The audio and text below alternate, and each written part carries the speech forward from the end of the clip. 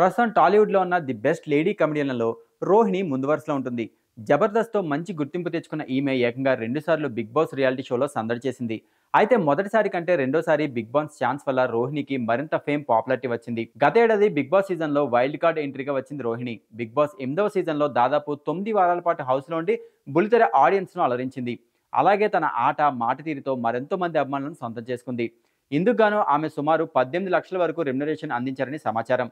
Big boss నుంచి బయటకు వచ్చిన తర్వాత రోహిణి మరింత బిజీగా మారిపోయింది. వరుసగా టీవీ షోస్, ప్రోగ్రామ్స్ చేస్తున్న ఆమె మరోవైపు అప్పుడప్పుడు సినిమాలు, వెబ్ సిరీస్‌లోనూ కనిపిస్తోంది. మొత్తానికి ఈ మధ్యన బాగానే సంపాదిస్తున్న రోహిణి తాజాగా తన సొంత ఇంటి కలను సాకారం చేసుకుంది. హైదరాబాద్ శివారు ప్రాంతంలో ఓ ఖరీదైన విల్లాను కొనుగోలు చేసింది. ఈ విషయాన్ని ఆమె సోషల్ మీడియా ద్వారా వెల్లడించింది.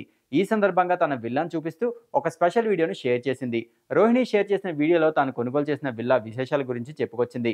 ఇందులో అత్యాధునిక వసతులు ఉన్నాయంటూ హాల్, కిచెన్, పూజ గది, బెడ్రూమ్‌లను చూపించింది. ఈ లగ్జరీ విల్లా ధర 1.7 కోట్లని రోహిణి స్వయంగా తెలిపింది.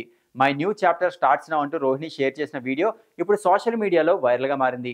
పలు సినీ ప్రముఖులు, నెటిజన్లు, అభిమానులు 'జబర్దస్త్' నటికి శుభాకాంక్షలు, అభినందనలు తెలుపుతున్నారు.